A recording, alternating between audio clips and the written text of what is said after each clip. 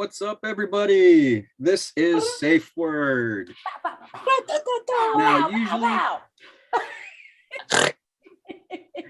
Now, usually we'd give you a whole intro and everything because usually we're doing some sexual education. But this week's a little bit of, I don't want to call it a special week. It's definitely a more momentous occasion for the SafeWord crew.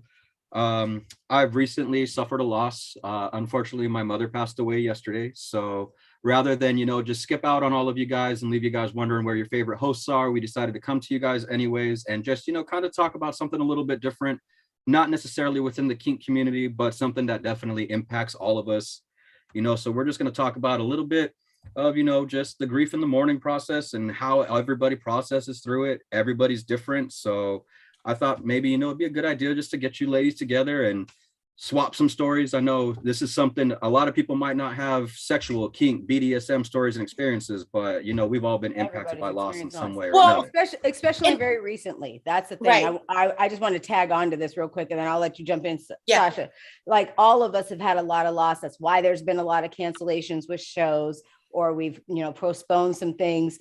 There's just been a lot of loss lately. So this is kind of a therapy session for all of us. So go ahead, Ms. Sasha, what were you going to add on to that? And what I was going to add is, as well as losing people or mourning in your personal life, it can be a mourning when you're losing a relationship, be it a friend, a kink partner, because it may not be intimate or sexual, but losing someone that you've had a deep connection with or some type of visualization of each other. When you lose that visualization of somebody, it's hard.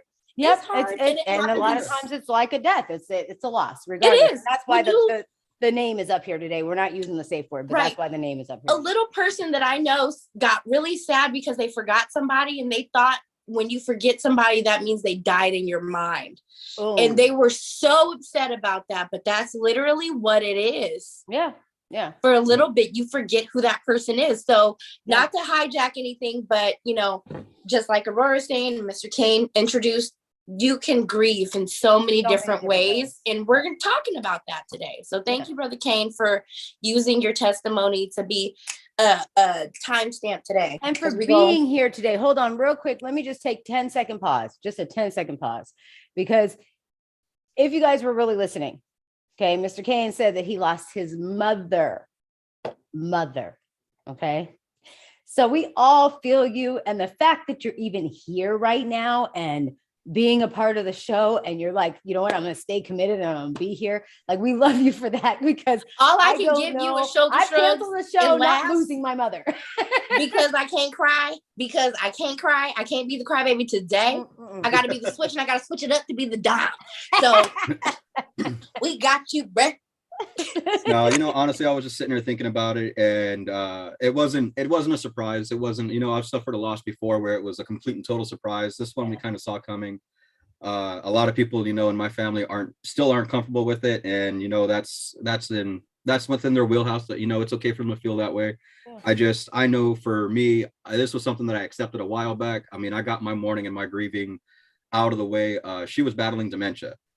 And so, I mean, like my mourning, my grief started when she started to forget who I was. And so, I mean, after that, it was just kind of like, I knew who she was. I remembered who she was. And I remembered how she always pushed for me to be successful, how she was always there as a supportive figure. And that's definitely one of the biggest pieces that I miss about her, is just how supportive she was. So I'm deciding to be in honor of her memory, to memorialize her. I'm going to push forward. I'm going to be successful no matter what. I'm going to come up, I'm going to do this show, and, just let everybody know life doesn't end when life ends. Life's always beautiful. It keets going. The wheel keeps on turning. Celebrated. A life here. The circle of life. we didn't get hot topics tonight, but we got circle of life, baby. Okay. I'm ready. I stay ready. She's ready. Who's signing the record deal? What you need? I'm saying. All right, so I've already talked a little bit about myself. I mean, like I said, I'm feeling it. The rest of the SafeWord crew's feeling it on my behalf. It's definitely going around. This wasn't, like, not to say that loss is any different from, another type of loss, depending on who it is. Loss is loss. Some of them hit a little bit harder than others, and this was definitely, like right in the home, just right there.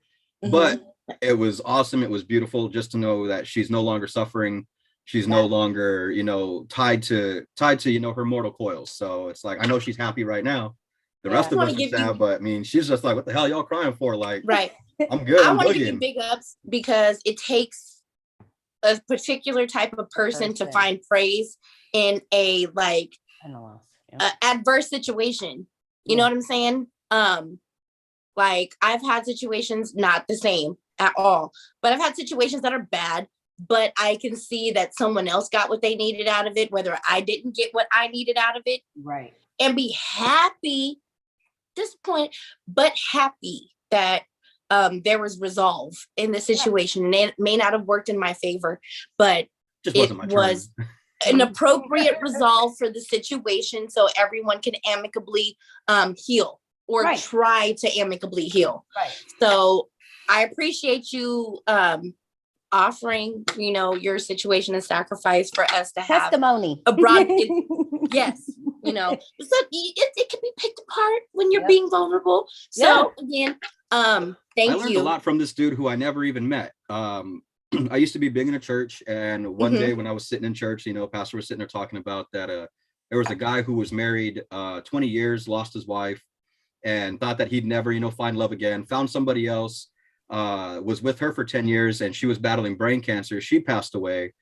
And they were saying, oh, you just, that was your relationship that that was your second chance. Like, how are you not, more distraught over this? And the guy said, and he was like, she was my second chance, but I'm just going to be happy that I got to know her rather than be sad. Like I could be sad, but I'm choosing to be happy that I got to have the opportunity that I did. To know her, to have her in your life, to have that energy. People, sorry. No, go ahead. Some people have to realize that maybe your position in life is to show people that you have that room to be upset, to be happy, to be sad. You and that relationship may be that segue for that person to know that they can have something else. Okay. Once they've experienced that, sometimes that's it. That's it. And it comes to physical relationship, and it comes to like playful relationship. Sometimes you guys meet to conquer that one task, and then that's it. If that makes sense. Yeah. And I'm going to piggyback off of something she said, because I'm going to say something that I actually learned from Brother Kane. Okay. I'm a Dom through and through. I love that we call Brother Kane Brother Kane. Brother Kane. Okay. Because I'm a Dom through and through. My mama was a Dom. Okay. She's very much a bull dyke. Okay. You don't show emotions. You did not call mama bull dyke. I did. She'd be like, yes, baby. Yes, I am. But she is though. Respectfully, I love and I ride a Harley. What you want? Respectfully.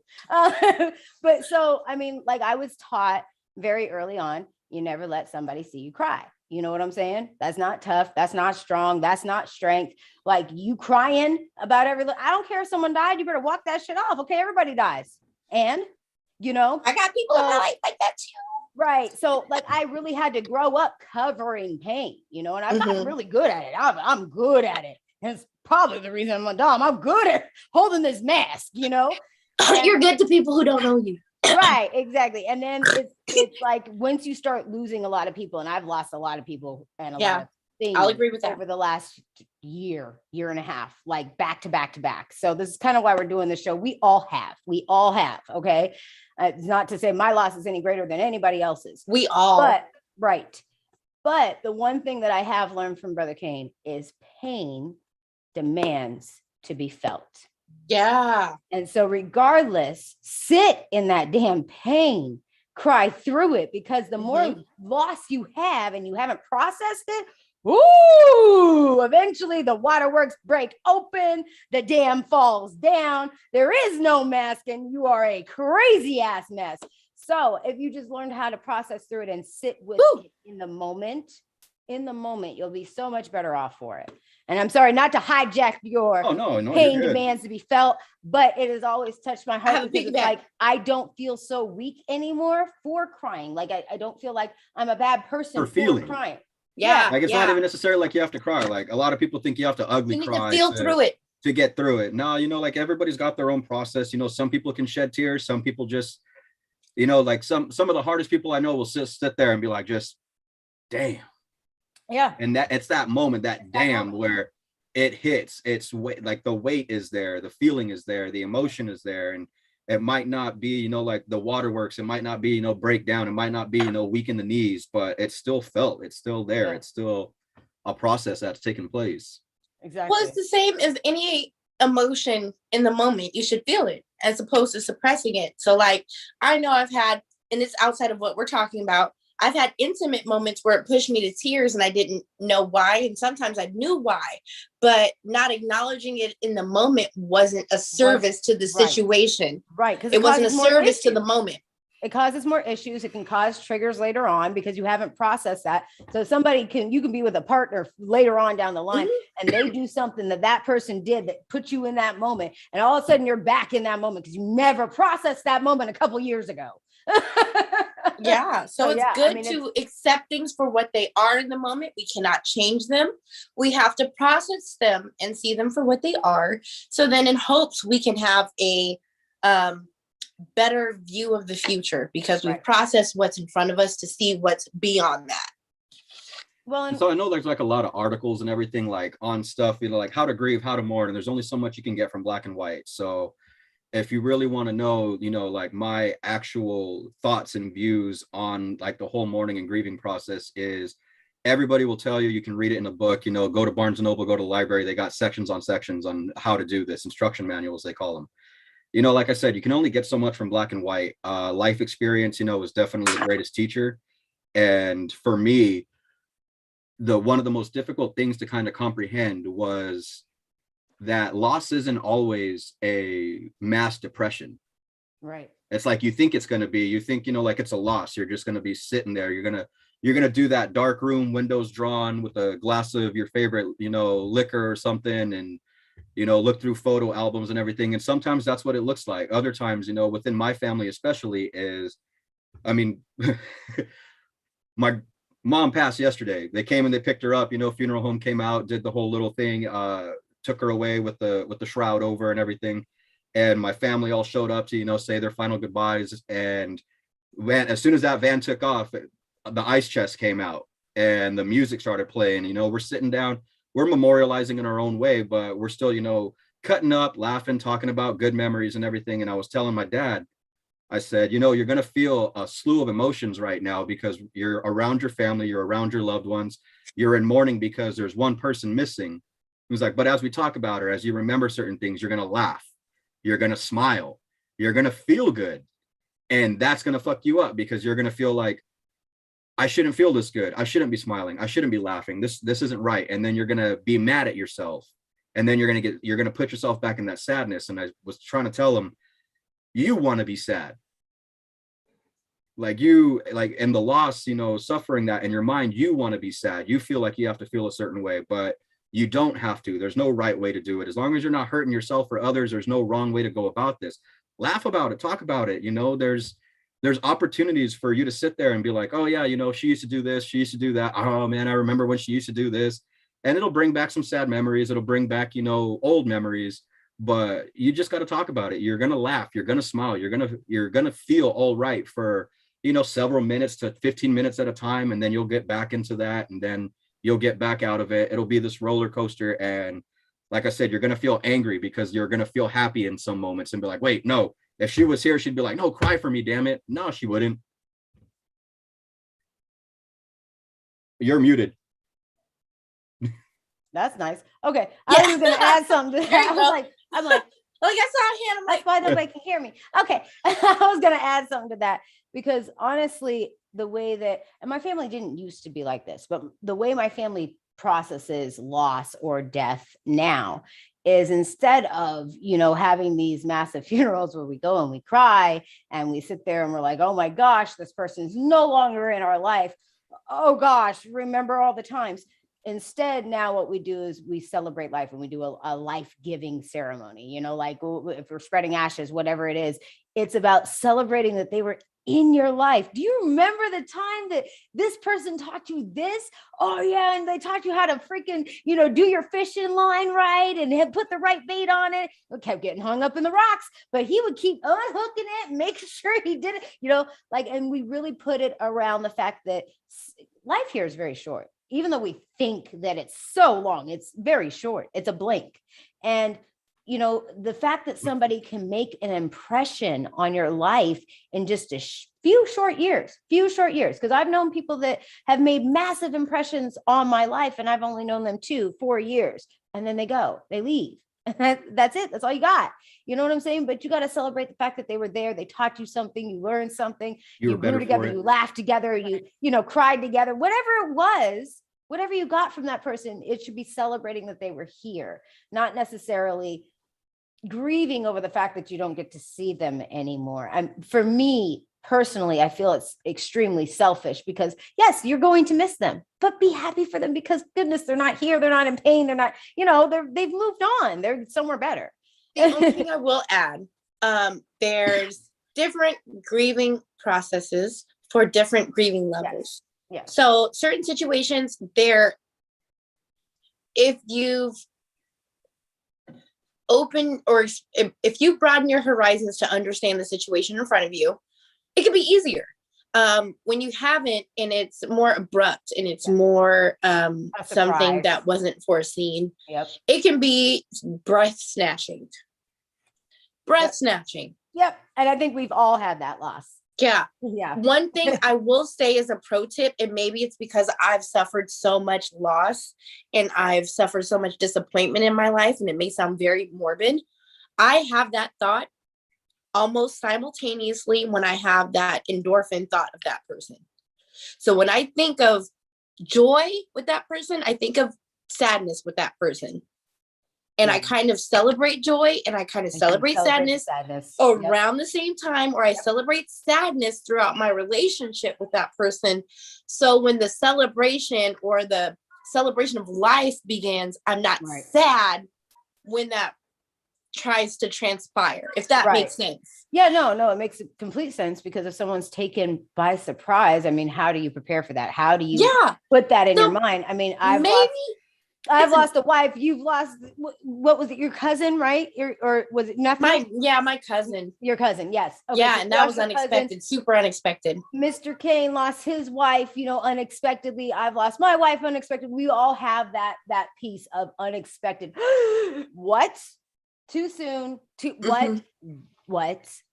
I've even had personal relationships in that manner, like out of nowhere. It just ends. Deafening, like literally you hear the information and you're just like, you can't hear anymore. The other person's still talking, but you ain't making anything out because you're not making in any here. sense of what they're saying. It's like, what? Well, and it's funny where did this come from? How? Why? And I want to piggyback off of what Sasha was saying with the celebration of life and everything is, like the way that you process through it, when you got to the celebration of life, you were already in a celebratory, kind of mood, a mindset. And too many people, I mean, just, they think that you should feel bad. You need to cry. You need to be down.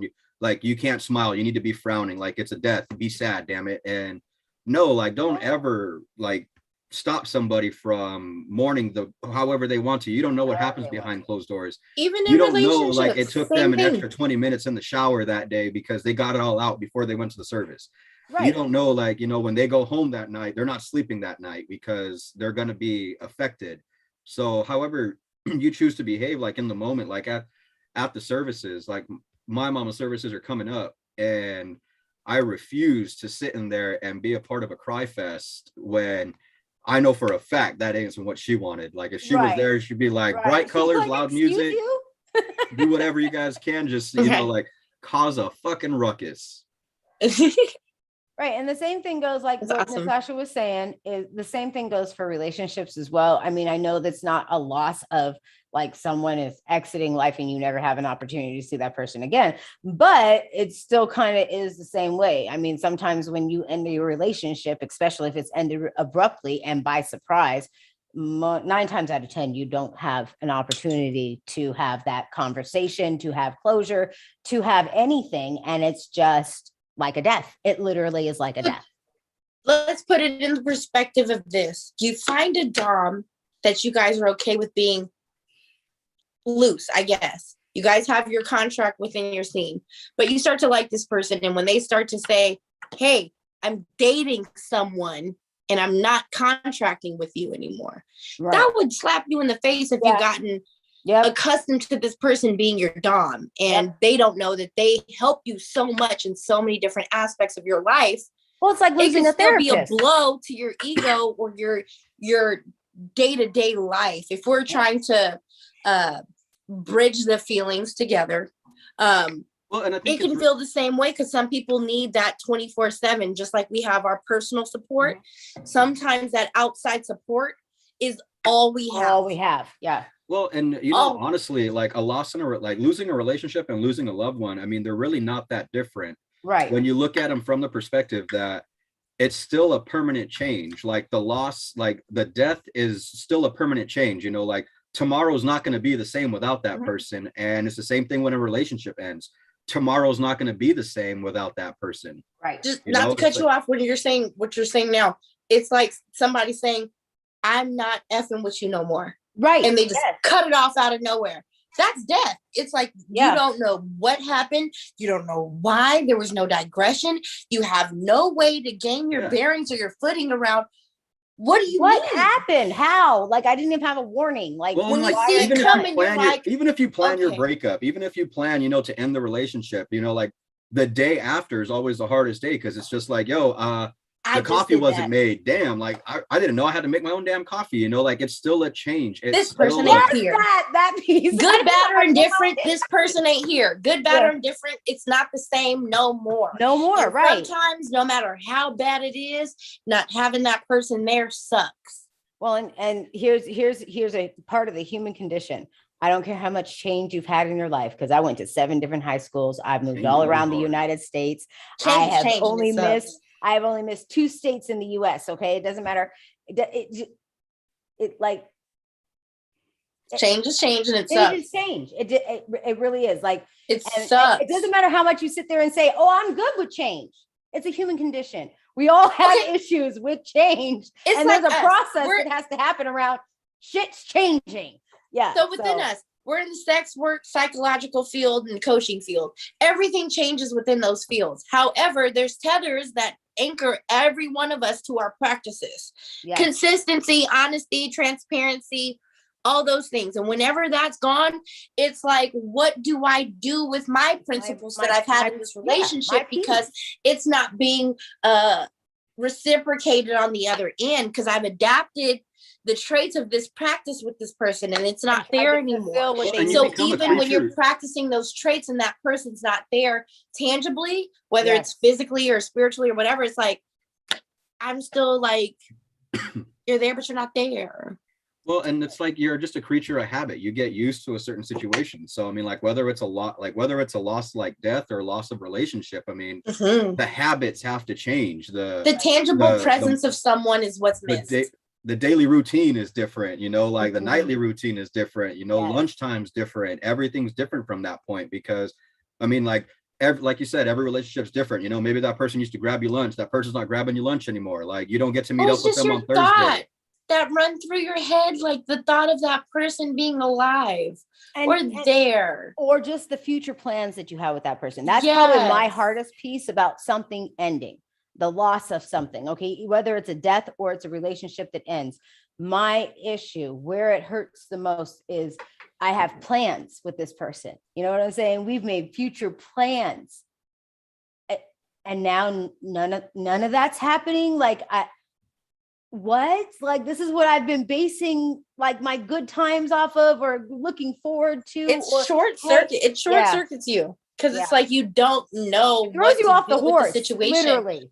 Whether it's someone you care about, you don't care about that person that much. It's a sub, it's your dom, it's whatever. Whenever that normality that you've had, especially if all you hold on to is normality, once that's disrupted, you don't know what's going on. Right. Period. Yep. Whether it's job or work, because I know I've lost a job or something. Who am I? What am I going to do with myself? Right, I don't your have identity this tether gone. of being to keep me as the person that I am. I don't have this check-in to make sure I'm okay. I don't have this point of contact to reach out to just hear their voice say, okay, you're fine. I got you.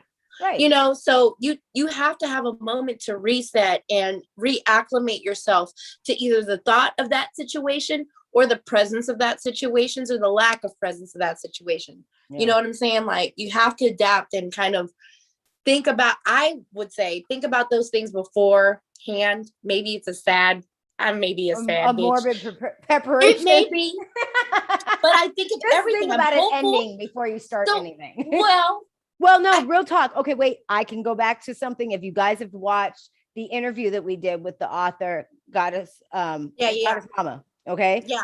One of the key things she said is any relationship. She said, when you walk into that relationship, know it's gonna end. It's gonna end in some way, some format. Doesn't matter if you guys stay together for 20 fucking plus years. Someone's gonna die because someone has to die. Okay. It's gonna be a separation on some shape or form, whether it's constant communication, whether it's openness, whether it's them becoming secretive, whether it's them enjoying new things on their own. You're gonna feel a disconnect in some way, shape, or form, and you're gonna have to acknowledge it. So if you go into things knowing it's going to end, they're going to die, it's a wrap, at some point you're enjoying things for what they are in the moment and praying for a better future, but you can impact it while you have it. But you can't own it. You can't own nothing. We don't own nothing. We don't even own our own punch clock.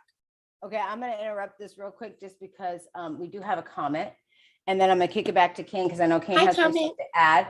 But Roy is commenting. And he said, I feel like this. I used to make a joke that all my friends left after a while.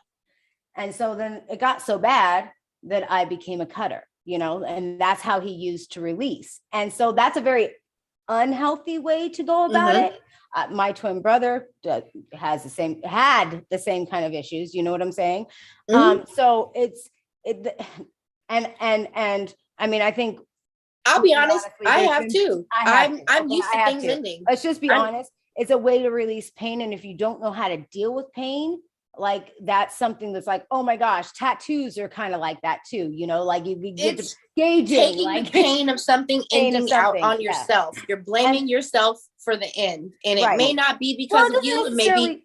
It doesn't necessarily mean you're blaming yourself, because for me it was a release. It was like so it's release, but some people it could be it's released too, and it's probably feeling like you did it.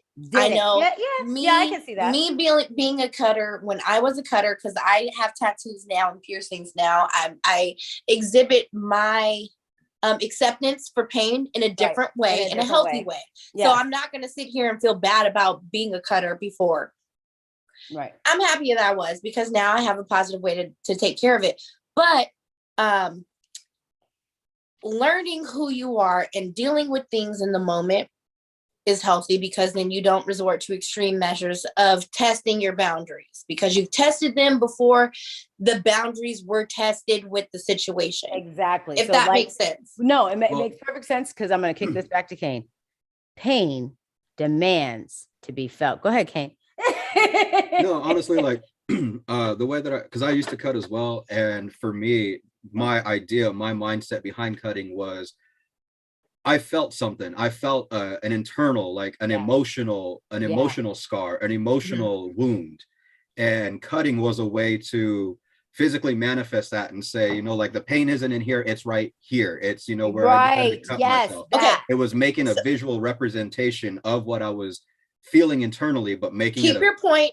But on behalf of everyone here in SafeWord, we do not condone cutting. We're not glorifying cutting. We're not saying it is a way to deal with your pain.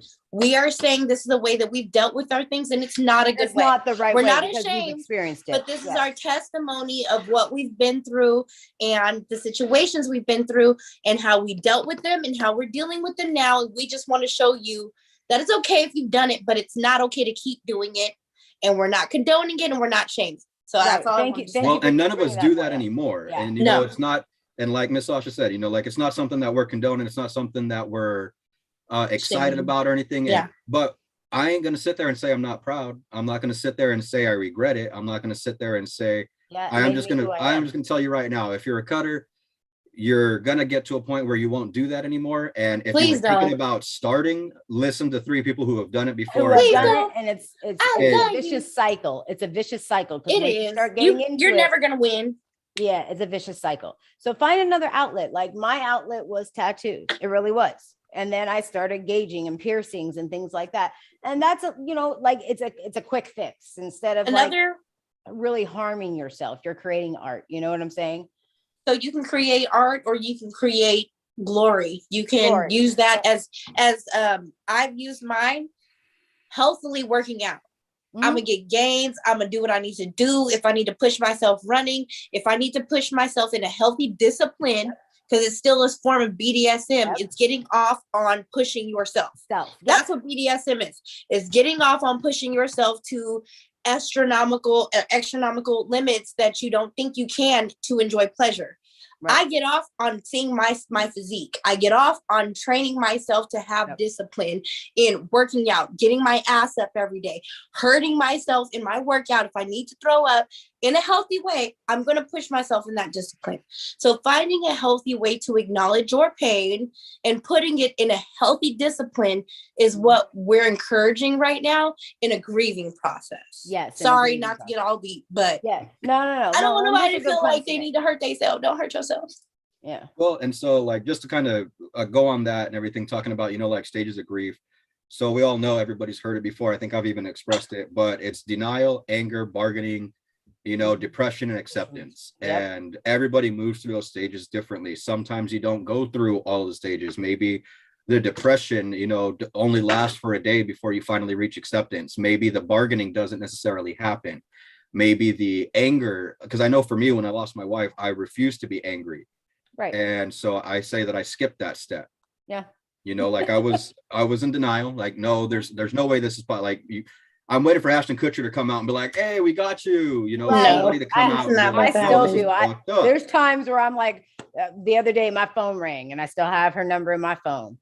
And that number came up and I'm going, and it says her name across the thing. And I'm going, but it's been years, and I'm like, that's the worst. Let me just answer, hello. And it's a wrong number, but you still have that like hope that like somebody is playing some sick joke out there, Yeah. Like, you just didn't want to talk to me anymore. Okay, cool. I can understand that you weren't strong enough to get a divorce. Cool. All right, cool. Like, can we talk? Your mind definitely does play those kinds of tricks on you. Yeah, definitely does. So you skipped the stage of anger. How did you skip the stage of anger, Kane? Well, like I said, I had that experience prior to like her and I were in that same church service where that guy said, like, hey, I'm just going to be happy that I got to know her. I'm not going to be angry. I'm not going to curse God. I'm not going to say why. I'm just going to, say, hey, I enjoyed my time.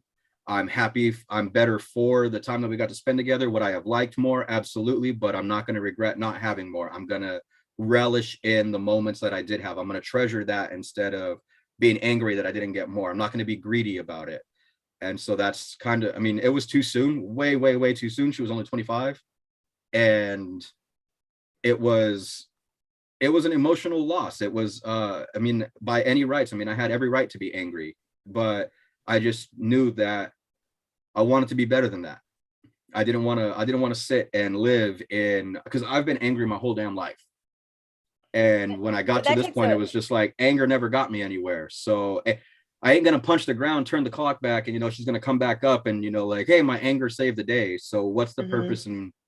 Well, and I have to say this, you're very mature in your way of thought, because when grief grabs a hold of you, sometimes there's just no control over what you do, especially if it's abrupt. Even if you've been preparing for it.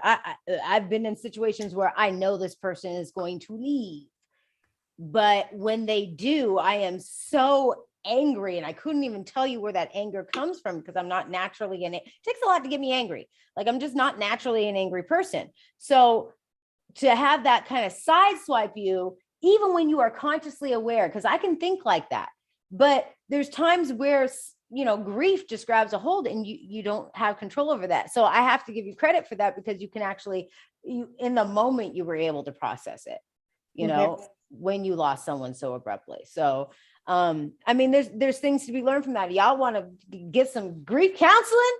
Reach out to Kane. Okay. But yeah. It's like I didn't necessarily go to school specifically for that, but the School of Hard Knocks gave me a fucking degree. Right. When you get slapped upside the face with some stuff, I mean, you really start realizing who you are as a person, your character. Okay. And either it's one of two things: you recognize who you are and you don't like those things and those traits that came out, and so you're working on them, or maybe you don't like who you are, but you don't give a rat's ass because you in grief and that's what it is, and this is what it looks like every time. But if you want this chaos to stop every time you lose something and there's change, you've got to kind of evaluate yourself. And that's what we talk about on SafeWord all the time. It starts with you. It starts with you. So we are quickly running out of time. I mean, yes. We could sit here and talk about this all day, but it was a good topic though. It really was. I definitely want to close this out on a little bit more of a happier note, like we weren't just going to bring you guys, just like Kane's Hot Topics, the morbid edition. So I do just want to say that I'm extremely happy. I'm extremely blessed. I feel like, cosmic energies are abundant within our lives, within SafeWord. We've been given plenty of opportunities, and sometimes opportunities look like this.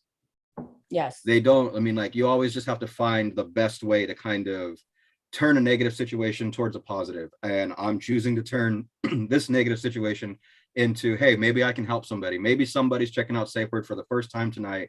It was just like, man, like, what else am I doing? And maybe we help somebody stop cutting. Maybe we help somebody, going through a loss or grief or a pain of their own. Just, there's other ways. Reach out. Whatever we can do to help. Like, we're here. That's what SafeWord's about. I mean, yeah, we talk about sex education 99% of the time. This is the first time I think we've ever deviated from sex education or some, topic thereof. Just to kind of come to you guys and say, hey, we're human.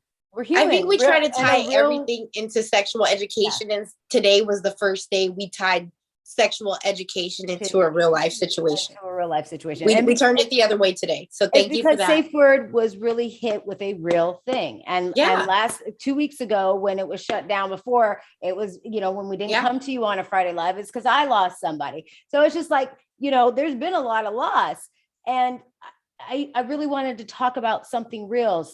Kane wanted to talk about something real. Sasha wanted to talk about something real. So the one thing that I want to tell you guys tonight is that this is completely unscripted. Normally we have a script. Normally we have something we're running off of. Normally we didn't do the intro. We didn't say how to roll. We didn't do hot topics. We don't give a shit if you like and subscribe this time. Right. We hopefully you do as real as possible. Miss Sasha got her dom on. She ain't gonna cry. I almost cried. Right. I had dom draws on tonight, honey. Right. But we're just really trying I couldn't be a soft ass with my brother in the room, so I had to put my dom draws on. Right. We got all support Brother Kane over here. I put my chastity belt on to have some big balls tonight. But the truck balls, the truck nuts. We wanted to bring you guys the real SafeWord crew. Okay, this is the crew that's been here since the beginning. We're a family. I don't care what you say. Miss Sasha, you are my sis for life. You ain't going nowhere. Okay. All right. Mr. Kane, brother for life. You ain't going no motherfucking where. This is my team. Okay. If we add people, we lose people. The three of us will always be here. And we're trying to bring you something real that we deal with on a daily basis. Explain why we've been missing, that kind of thing. So I hope you guys enjoyed tonight. Kane, you want to take us out? All right, everybody. Thank you guys so much. Like we said, it's a deviation from our normal topics of conversation. Not a whole lot of sex education tonight. And that's actually kind of funny because I knew a couple of people that were supposed to be jumping in tonight because we let them here and said, hey, we run a sex education page. You should check it out. I'll check it out on Friday. This was still relationship education. So it was viable information. So let's not downplay the episode. Okay. Right, exactly. Hello, Mr. Kane lost his mother and he is here tonight. Can we just give him a big round of applause? Thank you for showing up and showing out. Okay, and speaking. I'm laughing because I know somewhere, somehow, some dude like pulled up this page today with his hand down his pants, just like, oh man, like I talked to her on Reddit, like I seen her this, like what are we getting into tonight? Like, yo, you put the lotion away, didn't you? Stop. Like, how am I supposed to get into this? Thank you so much for watching SafeWord. I hope you guys enjoy your friend. Right, real quick. Hey, Mr. Kane, you got a fucking brother here from another. He said, "I love you, my boy Blue. I'm here for you, man. I'm here. I love you, Roy. Okay? Thank you so much." Crazy Uncle Roy's here for you. Yes. All right. Thank you guys so much. We love you guys. We're here for you. You know, like I said, we brought you guys some real shit tonight. And, you know, if you like it, like, subscribe, follow us. You know, we'll be back to your regularly scheduled programming next week. So with that being said, thank you guys so much. Enjoy your time. I mean, I know you guys are getting ready to turn up. It's Friday night. So you just bummed you out. You know, like when you go to the club tonight, maybe you won't order that extra bottle. You'll get home safe. All right. We love you guys. And thank you so much for hanging out with SafeWord tonight. We appreciate you. Real quick, we always give you guys poses at the end of SafeWord Live because it cut us off early. Tonight, I really just want to take a moment of silence. So if everybody could just give me like 5 seconds of just a moment of silence for the people that we did lose, okay?